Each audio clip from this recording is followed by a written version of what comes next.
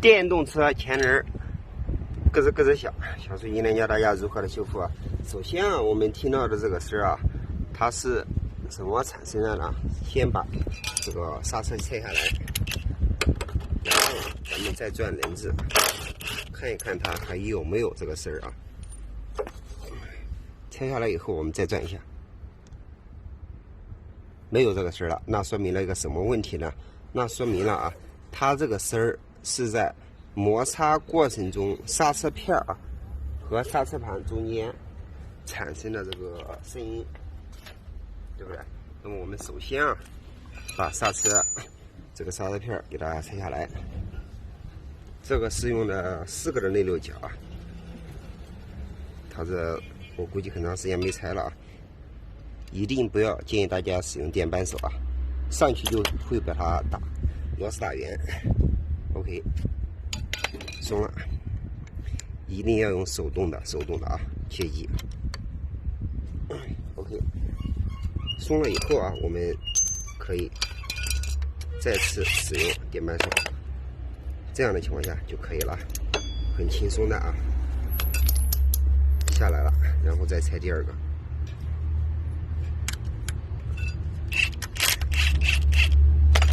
OK， 然后把刹车片拿出来。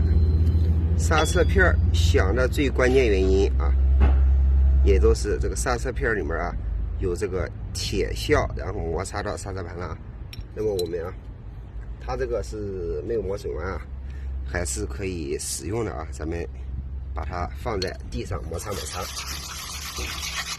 把那个铁鞘的那一个块给它摩擦掉，它也就不会蹭这个刹车盘了。不蹭刹车盘，它就不会响了，明白吗？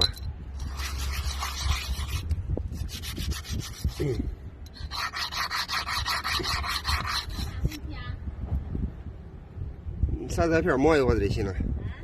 刹车片给它磨一会儿子，刹车片摩擦产生的声儿。跑慢了有点那个，咔嚓有点响。里面还上点油啊。这刹车片上不用上油，马上就好了。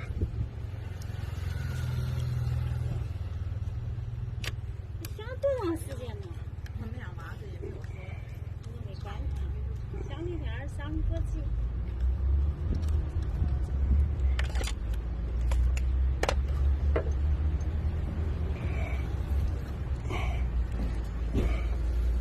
磨完了以后啊，我们现在这个已经是差不多了啊，2个马上就装完了。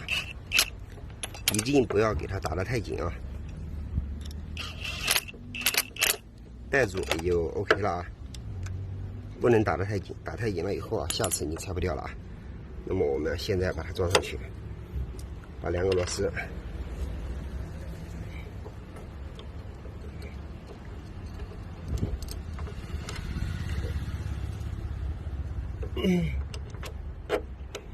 这边螺丝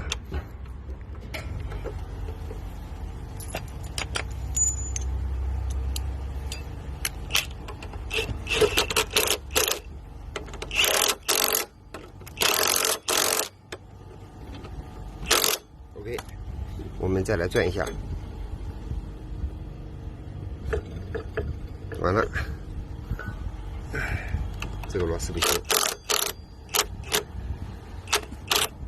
要垫个垫片，蹭到，看到没？一点声都没有了啊！这里要垫个垫片啊，不然的情况下直接啃到刹车盘里面了啊。那么本期视频我们就分享到这里啊，谢谢大家的观看，咱们下期视频再见。这里一定要垫个垫片啊。